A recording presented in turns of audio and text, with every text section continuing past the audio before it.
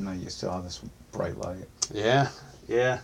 Folks, I think we're live. It's Tuesday at 7, and we have got some new lights and thanks to donation by Joe Gall, we've got some microphones, and so we should be able to be heard a little better this week than we have in weeks past. Beth, how does the photo, or I'm sorry, the light look? It looks lovely. Are you squinting because it's too bright in your eyes? It may be just a little bit too bright. If you maybe turn it down just a hair or point it up. And if folks can... Where are all your gel cells at? Yeah. Where's our high-tech studio? But if you guys would let us know if you can hear us too, because we're plugged in and we're using new mics. There's a lapel mic here, and there's one back on the camera, so you could hear Beth as well. So if you give us the... Does that feel any better? That's probably not helping at all. So see if you can turn it down. Just the other way. This is the second time I've touched it. That's okay. It's playing havoc on my cataract, so thanks. We aim to please. Yeah. It's like, why do you say that? But you have awesome halos. They are awesome halos. Yep, it's like hallucinogenics without the, Did I without the hallucinogen. Is that better? Yeah, I think that feels good. Let me see how this... Yeah, let us know how it looks. And as we're making adjustments and people are joining, thank you, Zack. And what is your given moniker? I mean, is it Jerky? Is it Zack? Is it something else? There's always something different. Yeah. I mean, I don't even know how to roll with that. You respond to anything? The what? You'll respond to I'll anything. respond to anything, like, hey, you usually you asshole, whatever. People know me by Zack, people know me by Jerky. My art name is totally something completely different. As you know, like, my acting name is totally something completely different. So it's never, ever been about establishing a name for myself. It's always about the split personalities and just creating something different and just being somebody else for a day, I guess. I don't know.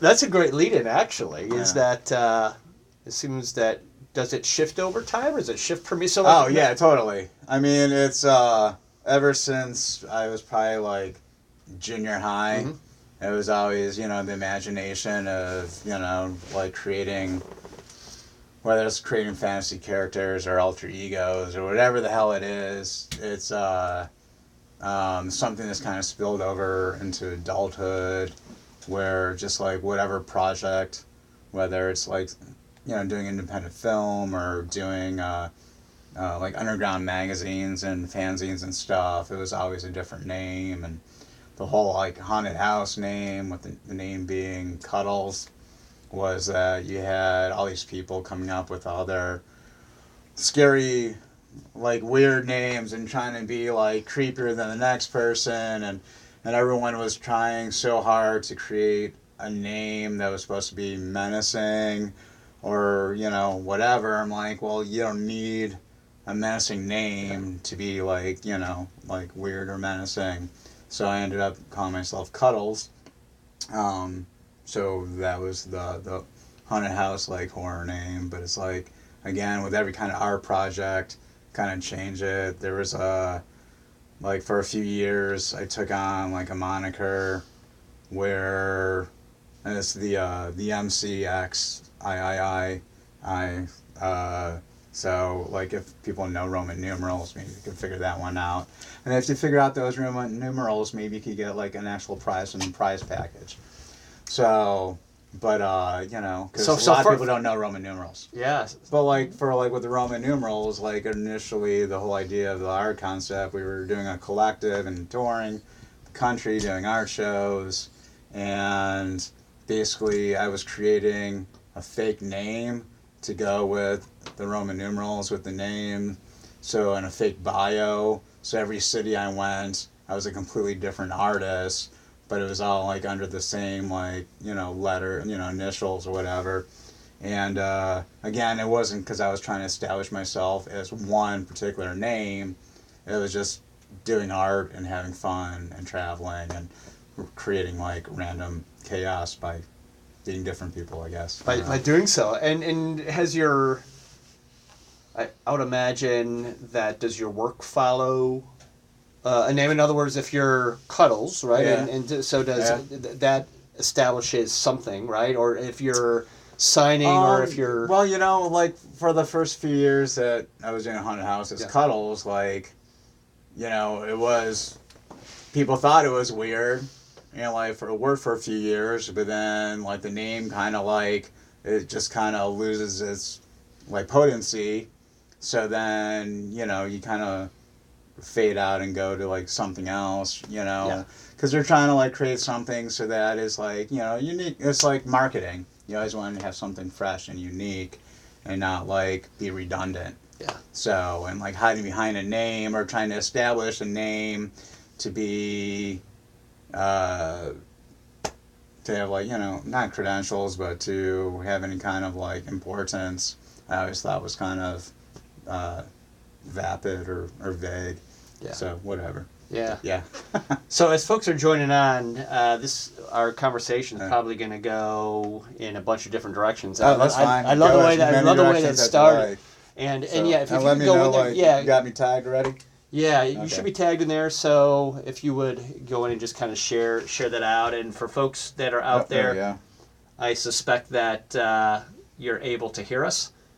Thank you, Joe Gall. He dropped off microphones, and so hopefully the sound is better this week than it has been in the past. And for those who watched last week, perhaps we have a number of viewers that watched the interview with Marcus and Beth last week. That was pretty inspiring, as she's a war writer in her battles with cancer. And perhaps this is the first week that you're joining in as well. And if that's the case, we try to be interactive here. And so typing questions. Zack has his feet on. It looks like a treasure chest full of things. And so we'll kind of see how the day goes. And then if you want to, by pressing the share button, you could share it out to a single friend. You could share it out to your friends list. You could share it into a group. And if nothing else, it's going to be, I think, some lively conversation and hopefully. Yeah, I mean, over many years, I would say that probably the first time that you and I met was early 93, 94. Is that about right? Or that was earlier than that. Earlier it was than that, probably like 91, 92. Yeah. Because I was coming around to the house, but not necessarily participating. Yeah. And it was like a few years of people trying to get me to join and participate more. So, but like at first when I was coming around, it was, you know, like, yeah, I mean, I think the first time I ever was involved with the whole like Legion of Terror and Broadview, Bloodview Heights was Banquet, and I showed up at Banquet as Judy's date. So I remember that. Nobody knew me, but I came in like a black velvet dress with like lots of black feathers and black velvet hat and totally incognito, and like middle of your awards banquet like interrupted everything, and everyone came like running over and they're like, "Who the hell is that?"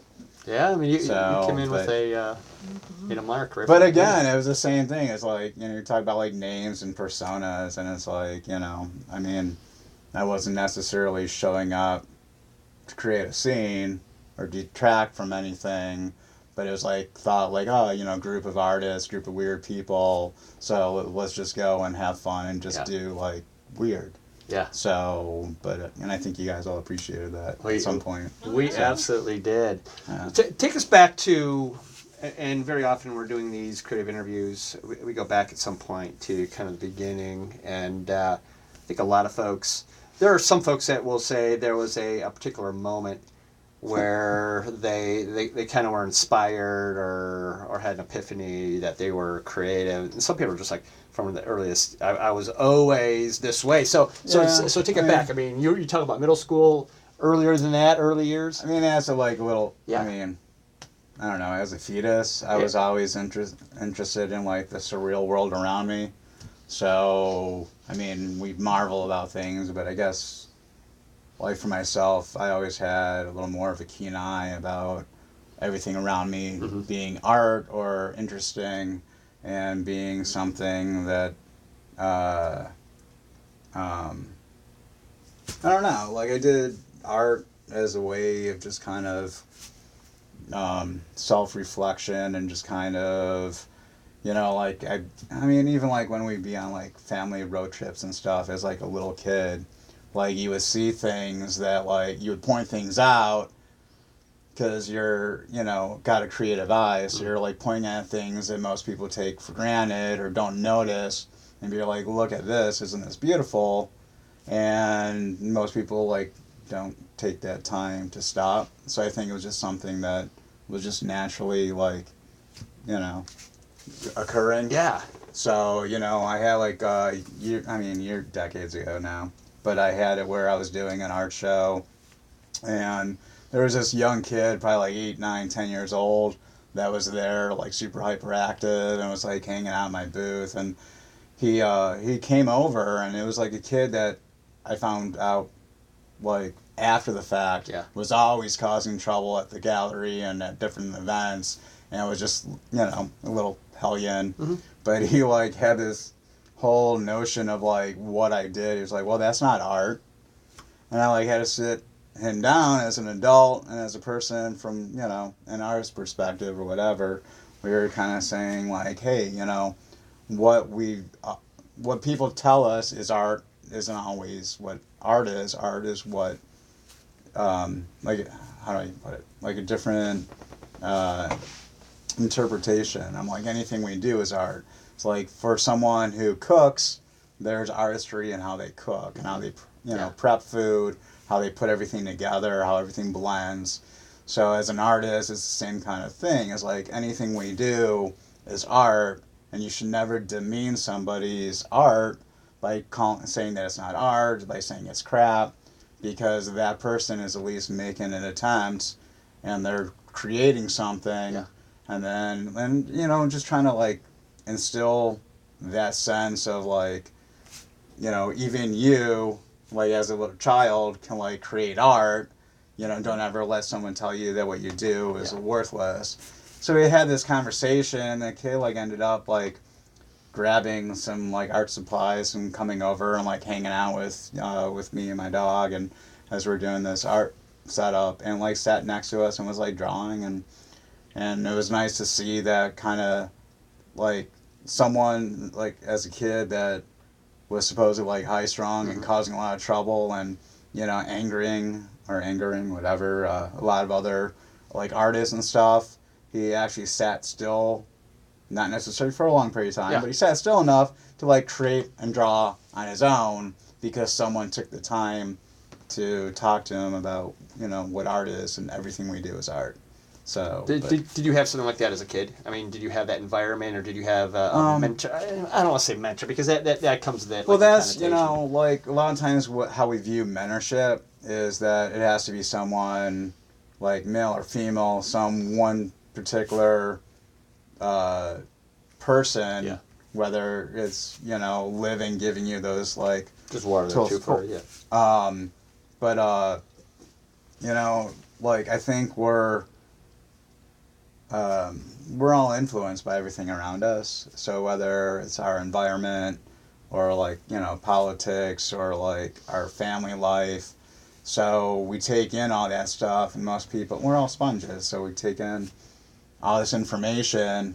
Not everybody can turn around and process it quickly into like artwork or something creative or a funny joke or whatever. But so like mentorship, I think we take like whether it's from film or from a person just telling us something, like just giving us a random quote as they like pass through us, and may not be someone we ever meet again. That's almost mentorship in itself. Yeah. So but I mean growing up, like probably some of the best stuff was like free programs at the public library, and being able to go and do like writing classes, or just going and participating in like those kind of like social interactions. Yeah. So, but What was your first mediums? Were you performing as a kid? Were you Oh my painting? Were you God. sculpting? Were you doing everything? Unfortunately, not much has changed. It's always kind of one of those things where my mediums are always like anything that I touch or kind of, like I'm always, like even as an adult, trying to teach myself something different as an art medium. And that's the worst part about being an artist, as you know, with all your clutter, is that you collect so many materials and hobbies and skills, but like trying to stay in one medium, you tend to run out of ideas, I don't know, maybe not ideas, but you run out of motivation sometimes. Mm. So when I start a different type of like medium and try to learn a new skill, a lot of that tends to get like cross-referenced and like things that I've done previously and the experience that you have from before. Sometimes you find ways of bringing that into something new that you're doing. So, but I mean, I was always that kid sitting in the corner drawing. So it was just that thing that I did, and I mean, I still was a very social kid, but like drawing was always like a passion. Yeah. So. Yeah. Any questions coming in? We got some folks going in, and did we get feedback on sound? Hopefully, sound's all right. Barb said the sound is good. Good. Okay. Much better. Paul Tylicki says hi. Jill Bergner says hi, Jerky. Oh yeah, you don't want to hear that. Yeah, just a bunch of people saying hi and checking in. Hi everyone. Saying hello. Yeah. If you can figure out what the secret word for the day is, like you get a free piece of artwork. Oh, and you have some. There's like a ton of stuff in there. I just threw lots of artwork. So that they have to throw out the word of the day. Just throw out the okay. Yeah. So throw out the word of the day, and if you get it Zack right, will pick from it. Can you read you will my get something mind? interesting. So, exactly. but Tell me, so childhood. I mean, you're the kid who draws. You're taking advantage of library items that you're trying to. Were you a reader? Did you do that, or were you hands-on? Yeah. It was funny. Like I spent decades doing art and going into like art programs and stuff, and just even my parents kind of were like, well, let's focus on putting you into like whether it was like commercial art, industrial drafting, or any kind of like art type field. So they were like kind of focusing on that. And then it wasn't until, like a few years ago, like after having like this last gallery that I have, where my mom's like, you're always a really good writer, and I always thought you'd do something with that. And I'm like, well, thanks for waiting until, like I'm my like late 40s and above to even bring that up. Yeah. So, but it was one of those things where like our parents always kind of have that idea of how they view us as adults and what we should go into. So they kind of don't always ask us what we want. So it's one of those things where I'm trying to get back into like more writing, but I used to do a lot of writing and reading as a kid too, which just definitely added to like the creative process. Yeah. Like the more you kind of like learn and educate yourself, and the more ideas that like come to fruition and different, I don't know. Tell us a little bit about like inspirations, then we'll go back to the high school, college. Meaning, Okay. So if you're talking about writing, is it? What are those things that inspire your creativity? In other words, is it everything? Is it So. Well, I mean, it depends on what the like the project is, or what I'm doing. Mm-hmm. And because there's the different types of focus. I try to do a lot of weird humor in a lot of things. There's, I mean, I mean, I remember those times where like you share those very serious, artwork or the writing or whatever it is, those, moments or memories with people. People are like, wow, I never knew you were so deep or, so thoughtful. It's like, well, we tend to not always live in the negativity and just like the reality of things. Being creative, you kind of want to create more happiness than you do want to dwell on like, like actual real world issues sometimes. Yeah, right. But so I mean, there's like a balance because I do a lot of political art as well, a lot of social commentary. For back when we were doing Haunted House, one of the things that the whole acting style and stuff. I mean, as a lot of people listening in, and was the I kind of did the offbeat characters. Yeah. There were so many people, and it wasn't like necessarily where I felt it was competition, but there was so much people doing all the gore and the scary, like demons and like witches and whatever, zombies, all that gore. That I'm like, well, this is redundant. It's not anything new. And to keep myself entertained, because everything that I've done, art-wise, performance art, theater, anything, musical, is always primarily to entertain myself and my friends, that are with me. Yeah. So a lot of the acting stuff that I did was just, what scares me, and what scares me isn't like demons or like going to hell or that kind of, like redundancy and repetition of like, that kind of evil.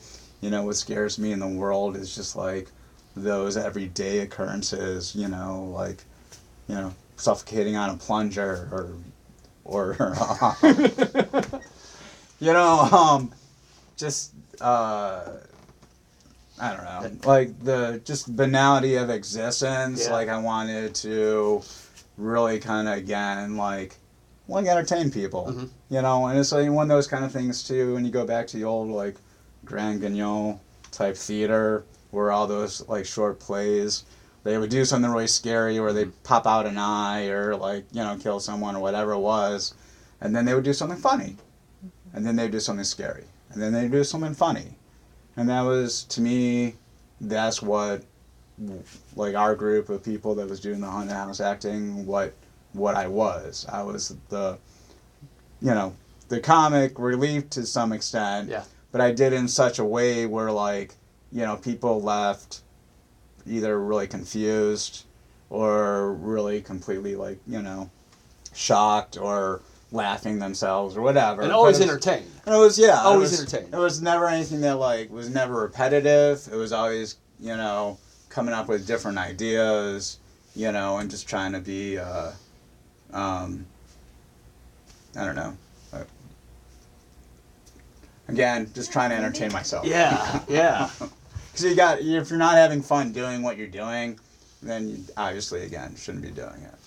So, growing up, yeah. were you that person who said, I'm going to be an artist, I'm going to...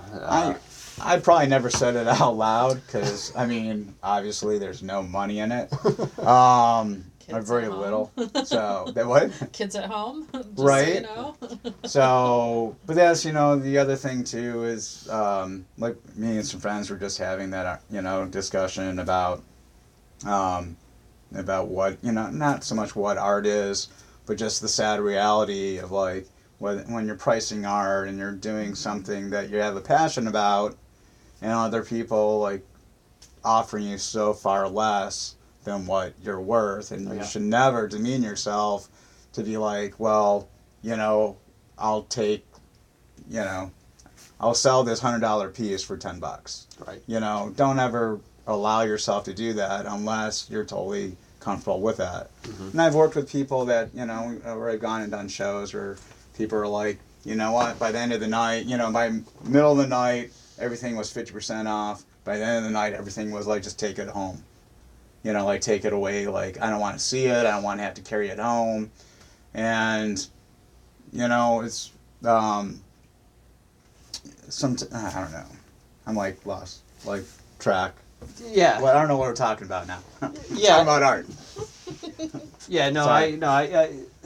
You know, like, just to, like, interrupt and kind of go, like, throw this out there, too, when we were talking about that, was one of my favorite shows, and I don't know if they're still doing this art show every year in Detroit, but it was such a brilliant idea of where they would do, I forget, like, how they worded it, but they would do these art shows that were, like a burn show, Mm-hmm. where basically, like, everyone put artwork into this group exhibit. All the artists set their own prices. If your item didn't reach that price, that asking price, they would burn it. Like, starting at midnight, they would just, like, burn your artwork. And it was like that very cathartic, like, learn to let go. Yeah. And it was great because you would have people, like myself included, that would create art that specifically to go into the fire because you wanted something not cataclysmic, but something exciting to happen. Yeah. Where like this one guy put like M80s around the frame of his piece, I painted light bulbs thinking like light bulbs would pop in the fire. So you had people that were definitely playful on that. Yeah. But then you had all these people that were like, as artwork's being taken off the wall and going towards the fire to like the burn pit out, right? Yeah. Covering your face and freaking out like people were doing that. You were like, I'll give you this much money for that. And they're like, no, the price is this. Yeah. And like the person's, but it's going to go in the fire. It's like, but the value of the piece is this. And that like was wonderful. And that was like a real hard lesson doing it the first time for myself. Because again, you're like, well, what can I part with? What can I put in the fire? What have I created that I could watch being destroyed and be okay with? But not cheapen it either. You're not Like, just totally. giving garbage art. Right. Where, at again, that point. you're not just giving it away for below its value. Yeah. And it's one of those things, again, going back to, like, value, one of the best things that I think I've done during, like, gallery shows, a lot of times when we do collective shows, especially for a lot of the newer, like, artists or young artists, is we would do a pricing party. So, like, all the artwork's hung up, and you would get all the artists together, and they would bounce off the ideas of pricing off each other for like, well, this is the piece, took me like, this many hours to work on, but like, I don't know what a fair price is. So collectively you would collectively come up with a pricing and like the ideas and the advice. And that was a wonderful tool, especially for people like myself included, that like, we have a hard time pricing stuff. I mean, we know the value of it to ourselves. Yeah. We know what people should be, paying for it, as opposed to like your market and whatever. But yes, so. That's cool. Yeah. Thank you. The burning idea is great too because for those folks that we should do that at the art exchange. Yeah, may have passed on that. May have passed on the $50 that offer because the value is $100. Right. It's probably a lifelong lesson. I mean, if you're remembering it and calling it here, it's because it was an important thing. Oh no, very much so. So I mean, that's and those part of, like, I think a lot of times we're so busy holding on to memories and holding on to things that kind of bind us to. I mean, especially as creative people, we like hold on. I mean, myself included, where I have it like artwork that I've done from like the last 50 years. And it's like, well, at what point do you let go, right? Look at our basement. The same thing. So it's like, like I still have the same amount of like costuming and like weird stuff, and you're like, well, I'm not using that. Not that I can even fit into half that stuff anymore. Yeah. So like, I think one of those things that, we're always holding on to that sentiment, but if no one else is there to appreciate that sentiment, then there's no value in it. So, sometimes we need to like let go and burn things to appreciate what we had and what we got rid of so that we could, like a phoenix, rebirth and like resurrect ourselves and move on. Yeah. So. Yeah. artist. Is performance art, right? Is Yeah. part of you. So talk So- to us a little bit about that. Not just, maybe what you've done in the haunted house. Is there? Well, I mean, like even before I did Haunted House, I mean, I was doing performance art, which is how I met many people from like Legion and Bloodview. So performance art, like we did like this wonderful show at Cleveland Public Theater, like decades ago. Yeah. Where it was the same kind of thing. It's like I could have rented out the theater, in anticipation to like make money back, but didn't really have any money, and so I was like, hey, I know you guys are doing like fundraisers and like trying to like get money to like this was a time where they were still like trying to get funding to like fix and rebuild what they had, and like how about I just do a show for you guys for free?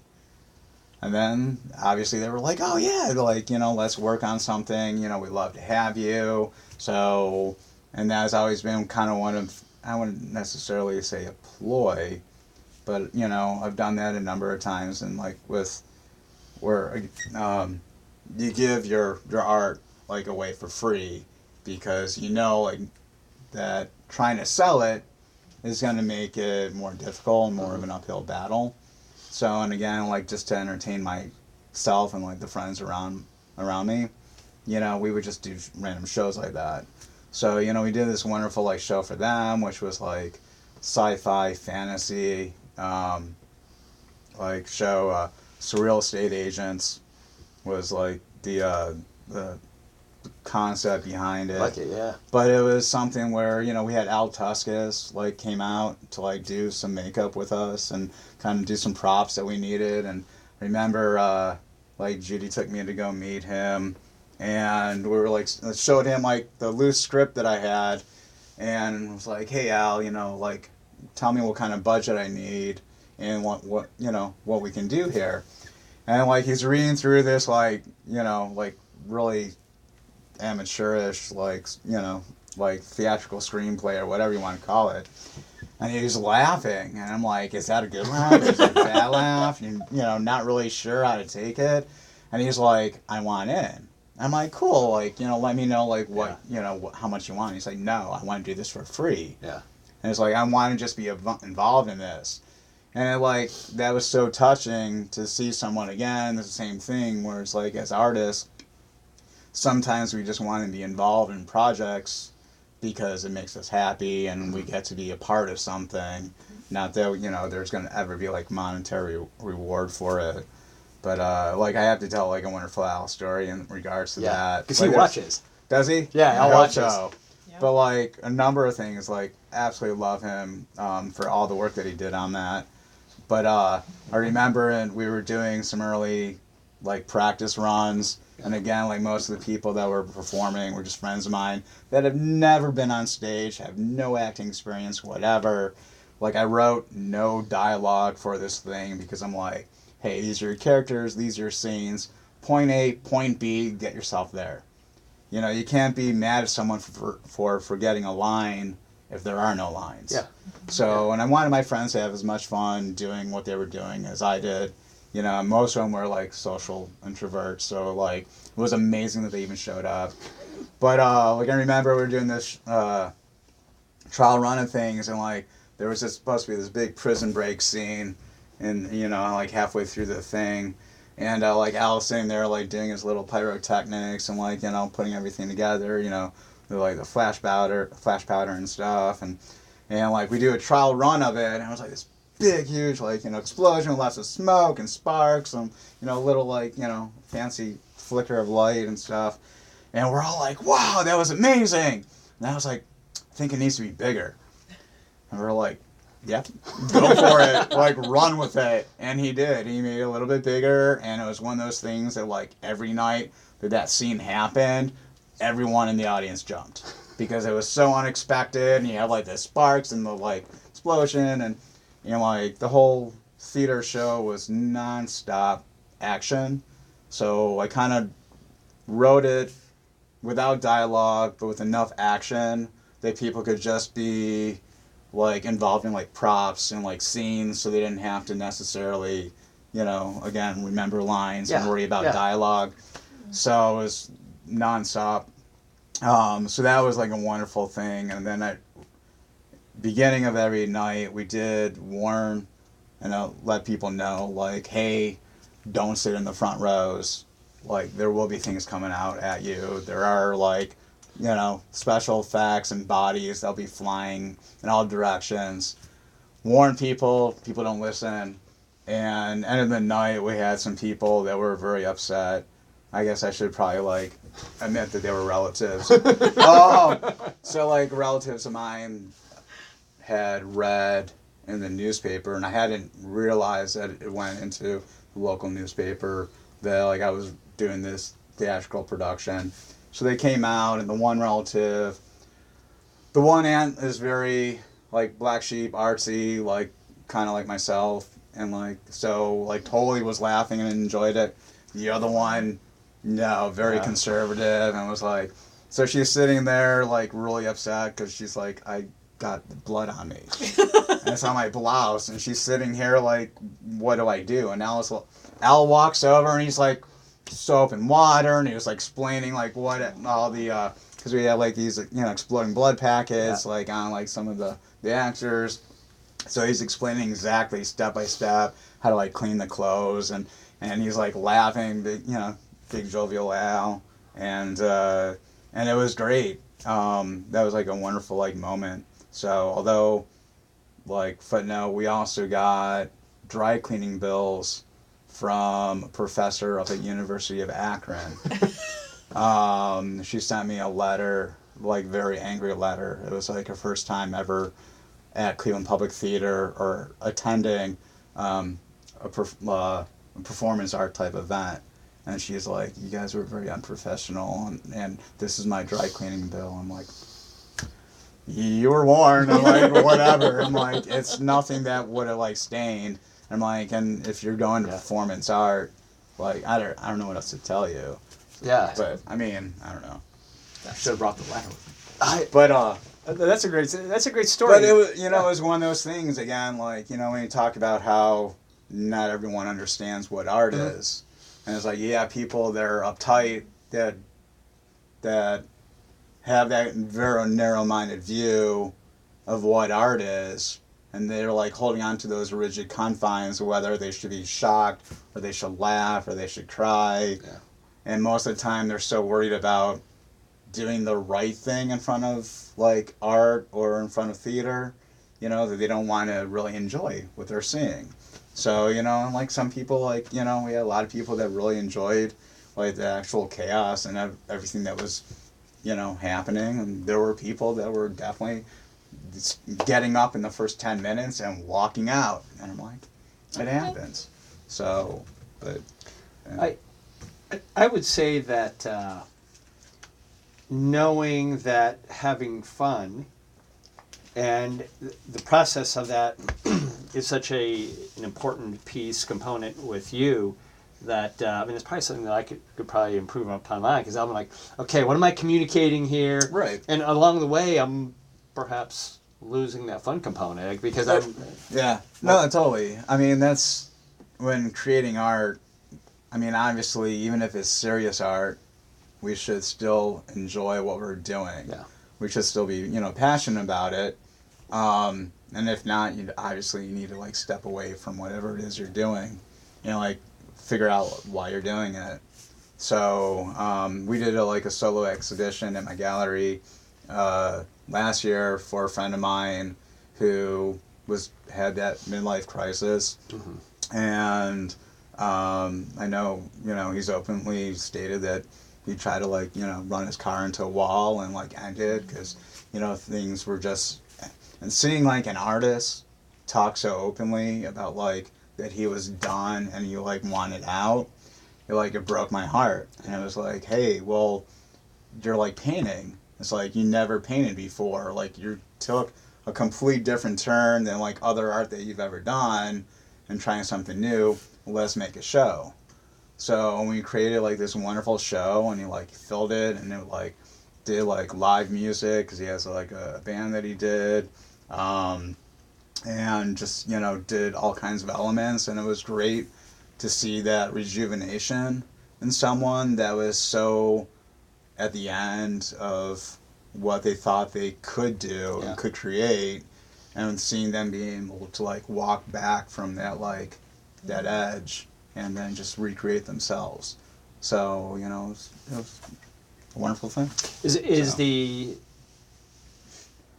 owning a gallery, right? So generic gallery is your gallery. Is that right?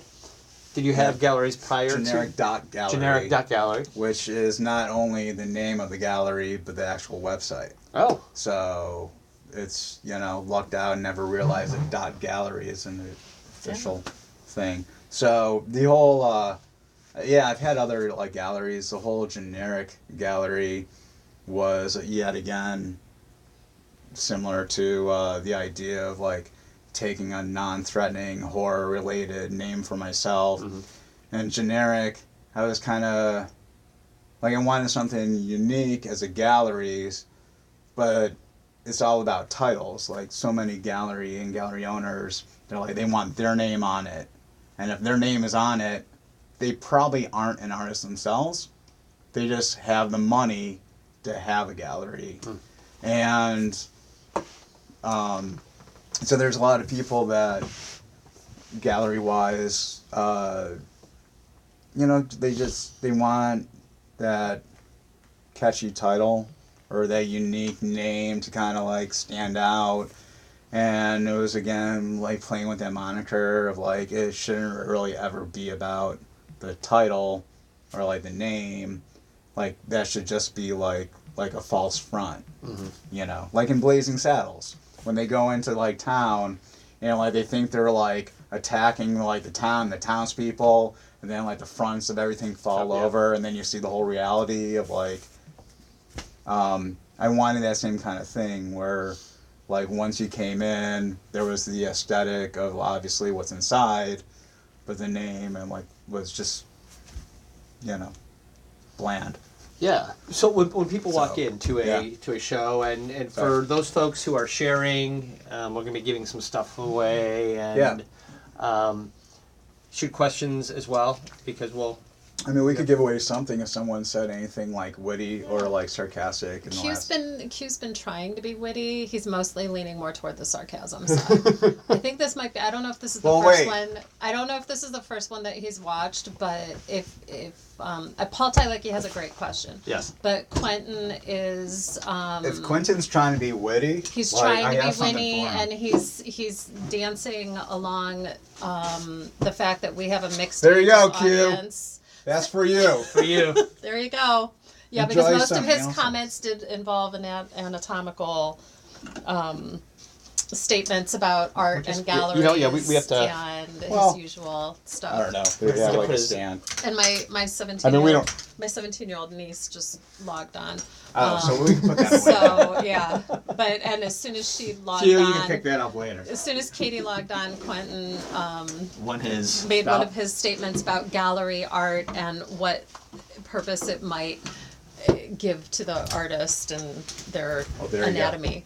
So So Quentin, we'll get your artwork out to you. Yes, have to you pull won, that out until Q. later. I was hoping he didn't have to pull that out till later. No, he won, and I'm sure you can imagine all the fabulous things that he was saying about galleries. Oh, I'm sure. Paul Tylecki had a question, right? Yes, Paul Tylecki, and actually I think it probably talks a little bit toward what you were talking about your friend and how they had to reframe their perspective on their art and stuff. Paul says, when you make art that you love so much, are you ever worried about what will happen to it when you sell it? Will it end up in a landfill or above someone's mantle, or, you know, once you release it and you're selling it, what's your feeling? That's one of the sad things of with art or anything that we put as humans, we put value on, is that if we give something to, like even a relative, if it's an heirloom, that person now owns it. Yep. So what they do with it, we have no control over. Yep. And art's the same way. And art's one of those things, and, you know, talking about giving away stuff and like burning things, we have to get to that point where we're okay to let go, and I'm like just as bad as anyone else out there with like the clutter and like hoarding stuff and anything that's sentimental. Especially as an artist, because like even the drawings that we did as kids, you don't want to let go of those, but eventually they're going to be a burden to somebody else. So if you're not sharing them with somebody, then what do we do with that? I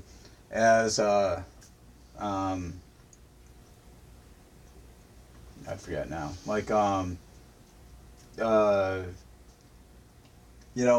the stuff going into landfills, pretty much anything and everything we do creates a byproduct that goes into landfill. So if the art goes in there, then it kind of returns to the source.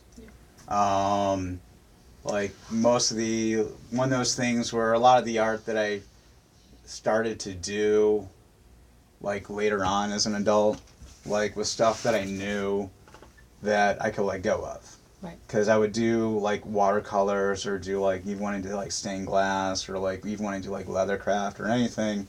You put all this time and energy into something, and then you don't want to let go of it because it's like your child. It's a part of you, and like it's hard to let go of things. Even for a price tag of where you say like, oh, I could let this go for this amount of money. You're like, well, should I have let it go or should I hold on to it? And it's a hard thing to do. So one of the reasons why I got into stuff like any kind of printmaking or whether it's like publication, like I used to do my own comic books and fanzines. I used to do like the block cutting and the stenciling that I do, is I could create a version of something that I could hold on to, but that I can make versions for other people that they could enjoy. So it's like being able to let go of things and making sure that other people are enjoying something as much as you enjoy it. So I would say, and actually this might be something that Q might actually be able to talk about also, with the difference between selling it and giving it, and his perspective on galleries and that whole thing. But when you weren't chastised, just remind me, Q, it's not all about you. And that piece right there is actually Quentin's, we'll and we'll show off a Q while he's here, which is a great piece, and everyone was fighting over that. Oh yeah, yeah. Since he's honoring us with watching this, I don't know if he's ever even watched it before, but a Quentin Jordan original. It was not sold, but part of the control is whether you're giving it, whether you're selling it, but what is that difference on? Each artist probably has to come up with where their comfort level is on the control of I sold it, therefore maybe it is a little easier to release it versus I gave it, or the burn. But not that selling it changes the quality or the. No, but like I think we're also hung up on, like, as humans, that the validation that we seek is in a monetary acceptance. And I know that like running galleries, like we don't make money, and it's just like I lose money like doing shows, but I'd much rather do shows and like help like promote people and like even like promote myself. It's again going back to that whole like sharing, like you're nurturing talent in other people, you're trying to create inspiration into yourself. Like all the, like anything theatrical I've ever done, like art-wise, performance art, like it was never ever about making that monetary, because I thankfully knew early on that like that there's such a small percentage of people that make money off their art, which is sad. And that was one of the things that me and some other artists were talking about the other day. But you talk about a lot of the high-end galleries, they're inflating the price and the worth of an artist to sell. It's like used cars or new cars, whatever. Everything's inflated price. People are buying things just so they could throw out. I own a De Kimmel. I own like a Pollock. And if anyone gets the reference to the De Kimmel free artwork for you. But anyways, but it's that same thing where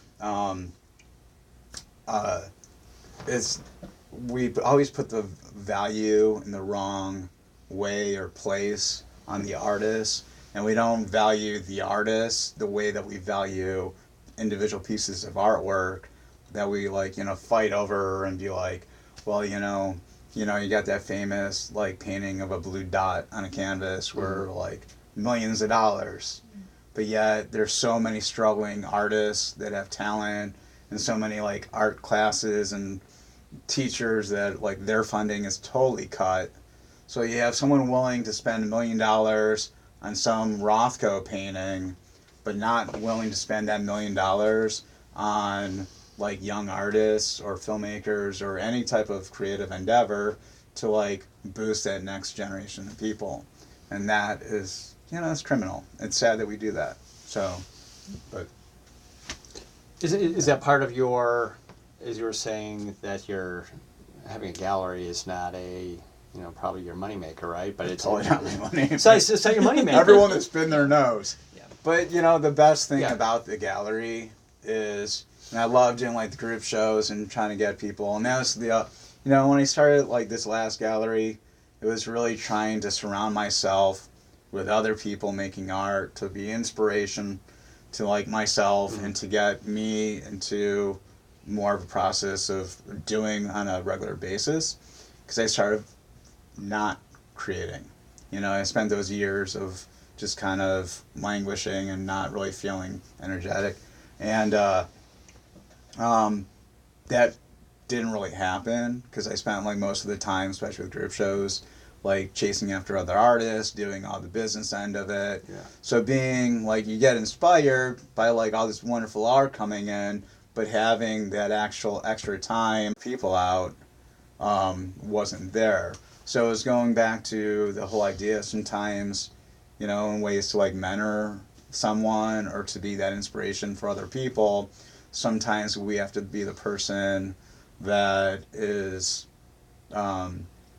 doing the, not the business end, but just the nurturing. Yeah. And so, a lot of the artists, some of my favorite shows are just with people that, that giving them that first opportunity, showing them how to, run a gallery show. So, say, this is how you hang a show, this is how you price, and giving those people that step. And in doing that, that inspires me. And so even though I'm not being creative, in my own right, making something new, it's still being involved.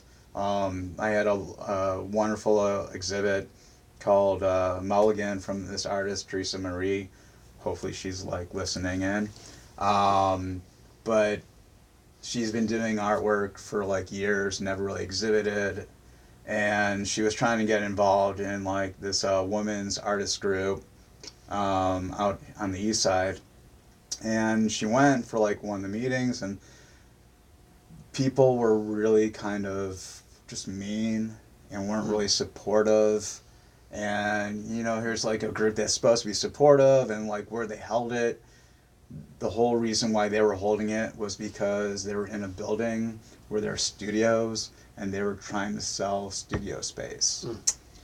So you brought all these people in to be this part of the support network for artists, and then you're trying to sell them a business or sell them timeshare. Timeshare, yes. Yeah. And that was devastating to her. And I remember we were talking about this, and she was so devastated as a young artist trying to find, not so young, I mean, in her 30s, but finding that footing and finding that tribe of artists to talk art with and bounce ideas off of, and she was really hurt by that experience. And I was like, well, the hell with those people. You've got your own solo show whenever you want it, just tell me when. And we sat there, and she was like, what do you mean? And I was like, well, you've got enough work, just let's talk. We set up a date and a theme of how she wanted to do it. And it was a very, very personal show because it dealt with a lot of like postpartum like stress and just like a difficult birth that she had with one of her kids, excuse me, and just a lot of her own like mental state as an artist trying to create and survive in the world. And it was such an amazing thing when, you know, she came in, she was hanging artwork and like all this art, I think there's like 80 some pieces of artwork that we put up on 3 walls. And she, like, just as, you know, finished hanging everything, and she hung like 99% of it all by herself. It was her first time hanging a show, so I showed her how and kind of like went over like ideas and where things should go and whatever. And she like took a few feet back after everything was hung up, and she like sat down and she's looking at everything, and she just starts to cry. Because it was that realization, like, all this work, like, hanging up to be, like, viewed. And it was so amazing, you know, like, obviously, like, you know, we were hugging and embracing in the moment and really sharing, like, what that transition from, like, someone who was very private about their art to, like, just on that cusp and that dawn of, like, you know, showing it to the world. And, you know, it was a very cathartic thing, I think, for both of us. And, I mean, it's still one of those kind of things that, like, still touches me deeply in the sense that, like, again, I don't know, just going back to the whole idea of, like, sometimes we don't give enough people the time or the ability to be creative and to really show what they can do. So, I mean, I would say that there's something greatly rewarding about giving somebody a voice. A voice meaning the ability to hang their work on a gallery wall, which they wouldn't have gotten without, you know, your opportunity to connect with you. But to do so is a whole different experience. I mean, to do a piece of artwork and to hang it in a gallery to be seen by other people. We were even talking about that just last week. Is you're exposing yourself. There's exposure in that whole process, and it's one of those things that always amazes me that, like, with so many artists, there's that fear, like, of not just failure, but like, what are people going to view me as or view my work as? So there's all that self-doubt, and it's amazing that even with all that self-doubt that we still create things. And it gets to, you know, again, getting back to that whole point of letting go and being able to, like, you know, share that with other people and being like, you know, we all go through things, we all have, you know, those moments of inspiration or whatever. But, you know, if we're not sharing that with others, then, we, you know, can't take it with us. So you have to let go of it. So, you know, I had another young artist that were extremely talented and, like, refused to let me hang any of his artwork up and, like, put it in a show, and I kept trying to entice him into, like, selling stuff. And so I just went and did it. And I remember calling him from a show. We were doing a show at Doubting Thomas in Tremont. And I'm just like, hey, I just want to let you know that I hung up 4 of your paintings in this art show. And he was like yelling at me over the phone. He's like, how dare you? And I'm just like telling him which ones. He's like, I can't believe you did that without, like, you know, without asking me. I'm like, all 4 of them sold. Immediately, like, tone change. He's like, what do you mean? And I'm like, someone bought all of them. And I'm like, they all, like, individually sold. So, like, just tell me how you want your cash. And it, like, totally switched gears, and it's like, wait, like, somebody appreciated the artwork enough to, like, buy it.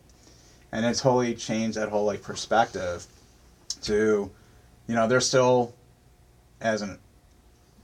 somewhat of an introvert, but they own, like, their own shop now, like, in Pittsburgh with another friend of ours that does art.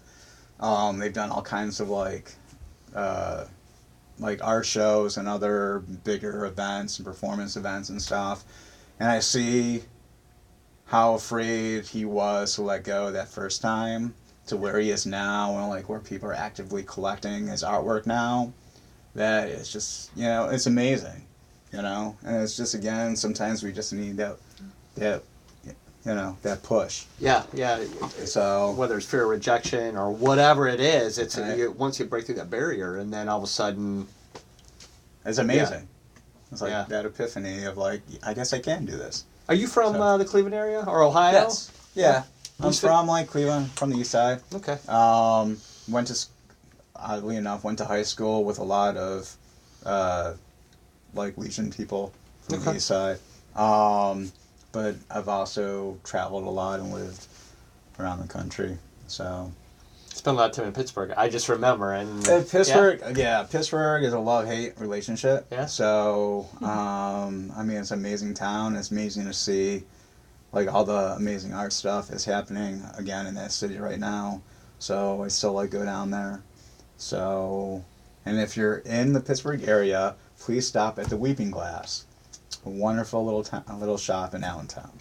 So give a little shout out to some friends there. What's out there that's not necessarily Pittsburgh or Northeast Ohio, but what's out there that you've experienced that's that catches your eye, that's novel, that's interesting, that's fresh in terms of art or performance or anything? Are there young artists? Can you rephrase that? For sure. Like, Yeah. Narrow that down. Yeah, so right? And I'm like, huh? So, as you're hanging up work, or you're visiting other galleries, or you're part of performances, there's times you probably are like, "Whoa, here's an artist that is doing something different," or here's a medium that's catching. It's a wide open question, I guess. But is there anything out there that's new and novel? that you've Absolutely seen? nothing is new. Yeah. But it's all novel, and that's the beauty of it. Yeah. You're asking someone who, like, sits at home and hangs out with his dogs on the weekend. I don't know. Let's get back to that. Yeah. Kick it over. Maybe someone will pop up. Yeah, and if anybody has any questions, Let's give away some yeah. artwork. Someone Give away say some something. artwork. I think we I don't know how we'd get it to her though, because Barb, who lives in Pittsburgh, rocks. So she's very excited. If she's in Pittsburgh, I could she's get in it to her. Pittsburgh. So Is that Barb Miller? yeah, she's Hi, our shout out to cousin. you. Yeah. See Barb? Saw her excited to log on time Yes. today. She set an alarm Yeah. so she Yeah. could sign in. So There hasn't. I think everybody's just listening just- and kind of enjoying hearing about this end of the creativity and the well, hopefully it's not the end of it. this The journey. we don't know. The edge. I mean, it's all like a Mobius strip. So Exactly. going on about what you're talking about what's new out there it's an endless cycle. I mean, everything that we think is something new and fresh has been done before. Mm-hmm. So, yeah. Jason Panic said something, so I think he should get a prize for that. You said somebody say something, and Panic came in and said something. All right, Jason Panic.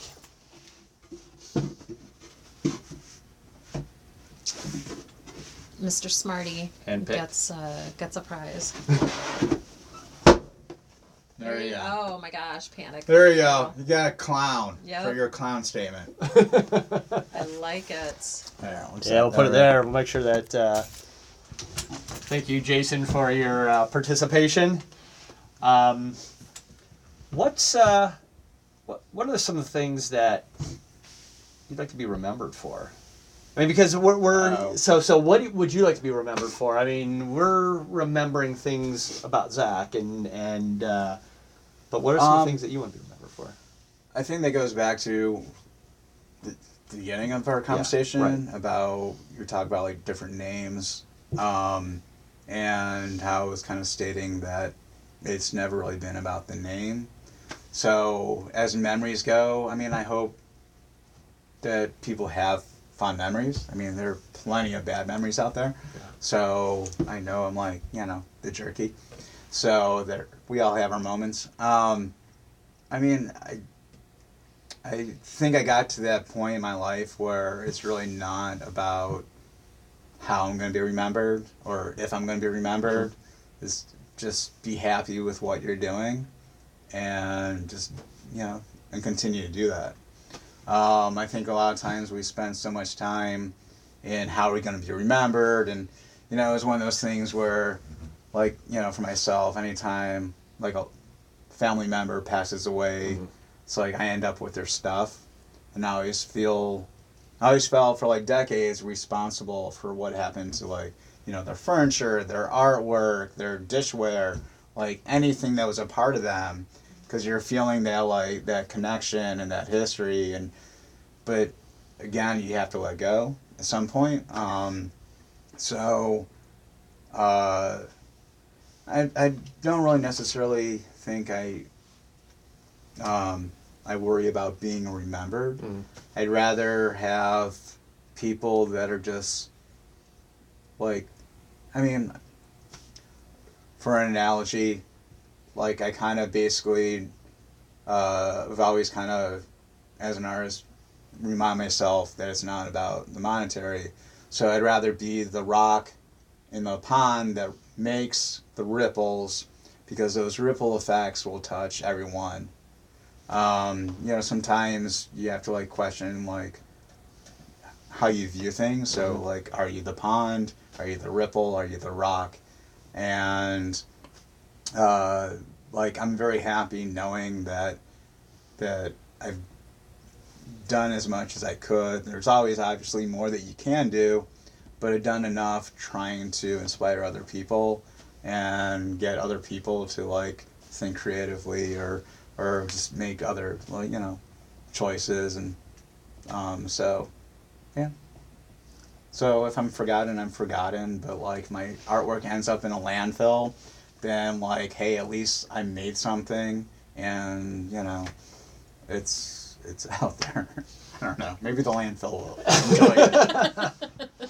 You've been to, tell us about some of the festivals. I mean, you did, but probably that's all over. Anything memorable? I mean, there's probably a ton memorable, but... Well, there's a lot memorable. And if you want to talk about, I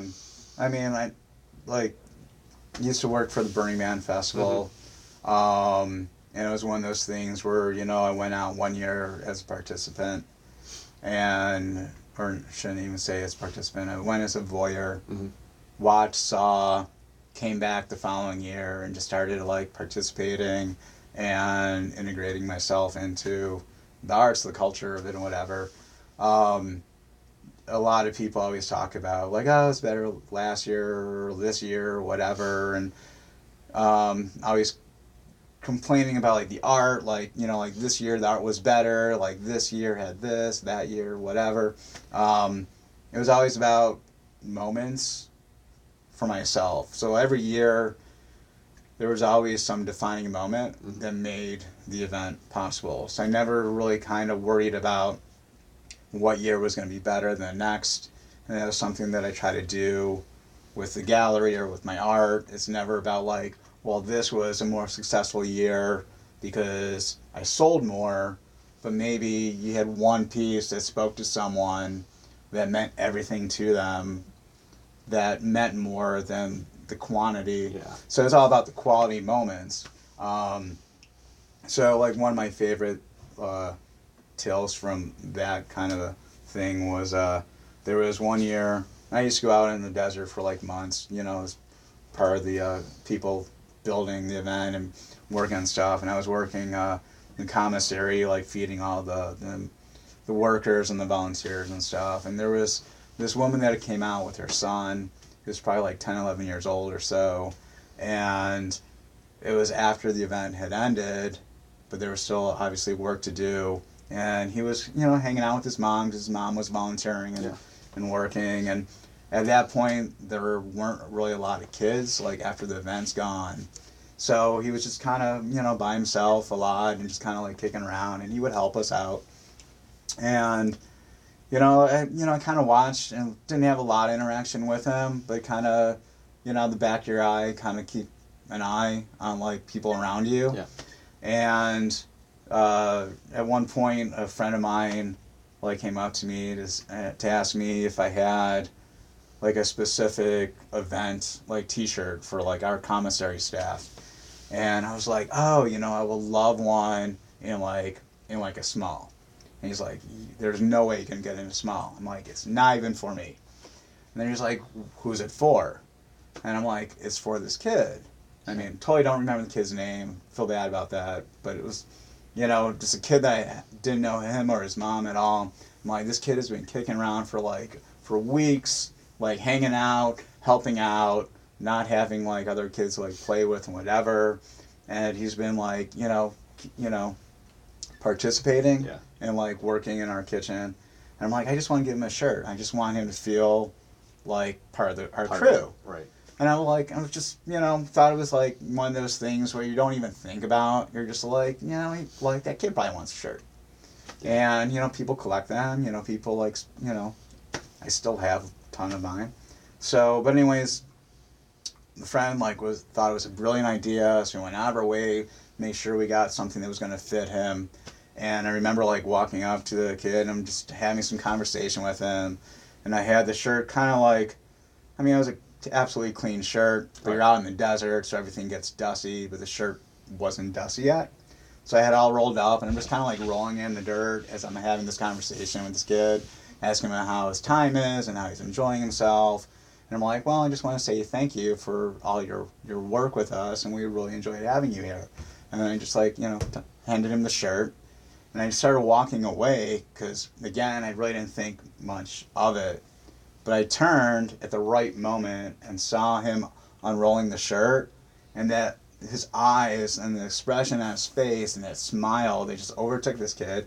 I had never seen him smile the entire time he was out there. He was always just very obedient, like kid, was just, you know, just doing, you know, hanging out with the adults.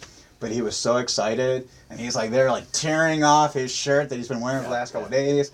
Putting on like this new shirt, and, like ran to go show his mom, and you know, and everyone that saw him in that shirt, like it was just that epiphany of like, it's like that meant so much to that kid just to be appreciated for, you know, just being like a participant, not being anything, you know, like grandiose or like, you know, being like I don't know, meaningful, so, right? Yes. It's meaningful, and it's not totally big or expensive. It's meaningful, and it was meaningful. It cost next to like nothing. It's just a little bit of time, and like what that meant to that kid, it was just incredible. So that was like a wonderful experience.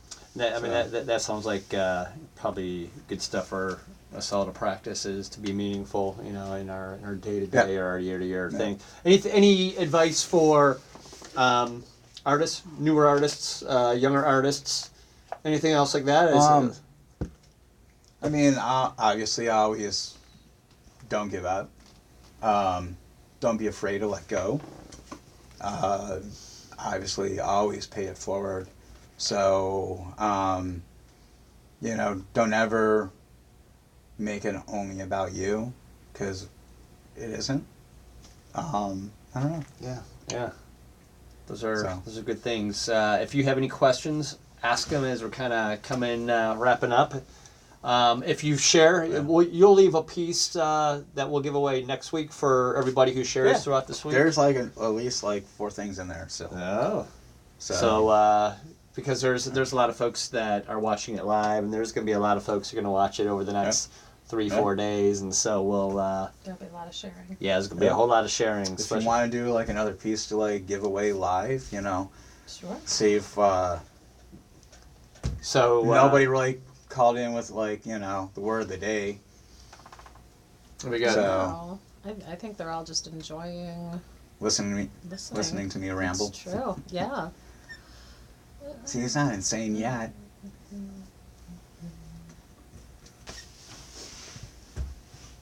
Let's see. As Beth is scrolling back, if there's I know that you're unable to make it, but on February 1st, which is just a week and a half or so away, we're gathering at the Maple Grove Tavern in Maple Heights. And so there's a Facebook event page out there. It's the only hope was to get people together, because there's a lot of people who watch online, and And the people time for that was 9 till midnight. 9 to midnight. Yeah, we'll be there a little bit earlier past than our that. bedtime. 9 till midnight. Yeah. Yeah. How about this? The fourth person to put me in a comment is gonna get the next prize from Zack for the live prize. Sounds good. So you see keep what an eye pops on it? up. Yep. Sounds good. Sounds good. So February 1st. It's a Saturday, Maple Grove. There are people coming in from out of town. There's going to be some folks. Yeah. Jimmy Lenga is coming in from Chicago. Oh, cool. Rick Thomas from Mushroom Head's going to be there. Who? Is that You know Richard Thomas. never heard of that band? No, I have no Mushroom idea Head? what. What? Is that something local? Yes. Yeah. But Dot Schneider is going to be. Do you know Dot? Yes. Yeah. So Yes. she'll Know be that there. Really well. Yeah. Dot and I went to high school together. Oh, right on. Yeah. Yeah. Graduated with her brother, and she graduated with my brother. Cool. But a lot of folks that have been interviewed over the past several months will be there as well. Again, it's just a time to go back and tilt back a beverage, shake some hands, and Fortunately, we have a private event that night at the gallery, so Yeah. won't be able to make it same hours. So. So Dwayne Hudson Oh, hey, Dwayne, how you doing, buddy? definitely should get the prize because he's being very enthusiastic and he just put me. So he's the only one who is really listening, so he gets a prize. There you go. And hi, John Pasanow. Hey, John, I Thank you put for your saying stuff in the hello. mail. Oh, yep. Your prize is your on the house way. videos, He was yeah. saying hi to me, Oh, not you. gotcha. So, John, your house videos went in the mail. Actually, today, I think they were mailed out. Okay, Nice. there you go, Dwayne. There you go. I don't know if I'm holding that up high enough. You are. You Okay. got it exactly where that So looks that's cool. for you. All right, Dwayne, you win. We'll put like Dwayne's name on that if he wants to stop by. Hopefully, Dwayne's gonna come out and do. We do an annual erotic art show every year in April. Yeah. So Oh. April 24th, 25th, 26th. It's called Gag Reflex. Somebody just asked So- about that. Oh, it was Dwayne. It was probably Dwayne. Okay. Yep. So you missed last year. So, but he was there like the year before. Or actually, no, he was there last year too. So he came out the 2 years for like that. So that's your spring show each year? That's there's winter's such a hard time, like the Midwest to like do shows just because weather is so random sometimes. Yeah. So usually the erotic show is like our first like real big kickoff. So last year, as in like some of the photos, we had some like spoken word like poetry and performance. The year before that, we had my buddy Robert that came out, did some live music. So working on some entertainment ideas for this year. But so yeah, anything like erotic. So, There you go. And then you anyone that's have interested. other shows as well, right? Yeah, Like we're a still fall working on show? some other like calendar events. We've kind of, how do I put it?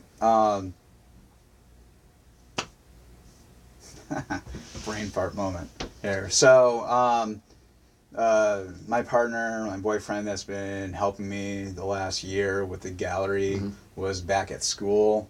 So we kind of took some time off, like gallery, so, we could like focus on that without interruption. So, but we have some other events coming up.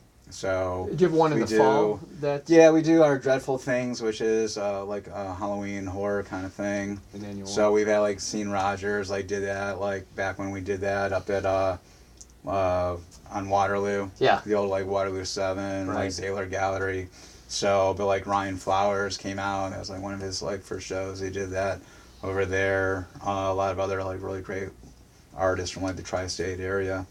So that's coming up. There's going to be all kinds of stuff in the summer, too. There's a couple of solo exhibits. We have one coming up from Paul Wolf, who lives in Columbus. He's a digital artist.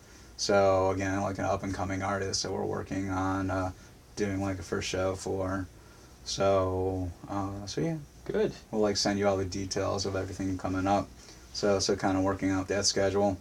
So I know we talked about it earlier, but what's the best way for people to check out what's going on with you and the gallery? harass me any way you can. You know, bomber plane. I don't know. Like, talk to me at the methadone clinic, whatever. Like, the best way you could email me, which would be gallerist@generic.gallery. That's, the direct email. You could message me, like, on Facebook. I'm under Jerky McJerkinson. And, yeah, so, like, the website, I still have to update. I'm not really a techie. So, our website for Please Forgive, generic.gallery is the website. So that needs to be updated for 2020. Yeah. So Jim Lanza discovered our secret. He says, I think I just saw that mannequin move. So. Which bride, one?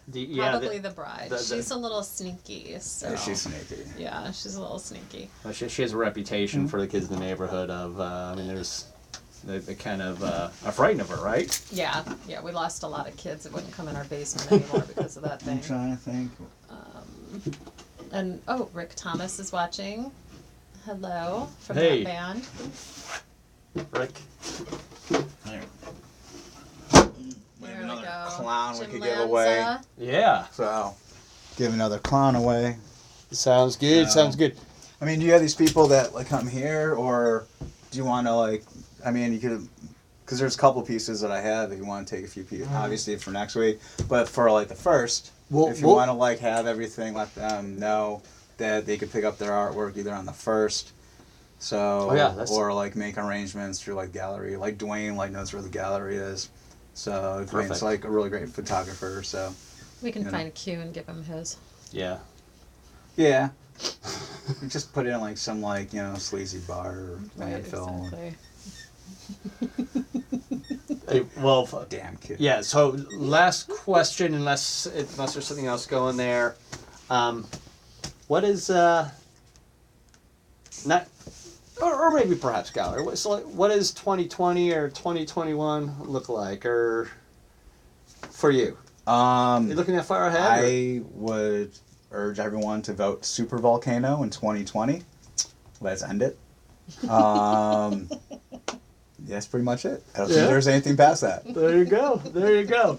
So for everybody who shares, we'll give away a piece next week, and Zack has a whole I know, it's a treasure chest. I know. love it. So you could do that one like next week if Yeah, you like. yeah. So yeah. another little political piece. Oh yeah. Very nice. So Perfect. We'll give that piece away next week, and for those who share, we'll draw your name, and then choose a name next week. And on February 1st, we'll give a piece or so away at that point as well. Zack, thank you. thank you for sharing. Thanks for letting me ramble. Your journey. Thank you guys for watching, and thanks for sharing. We'll connect next. Oh, Joe Gall. Thank you for the microphones. Yeah, I think it's made a big difference. We'll be able to tell when we rewatch it. And you guys have a great week. Bye, Talk to you soon. Q. And see you, Q.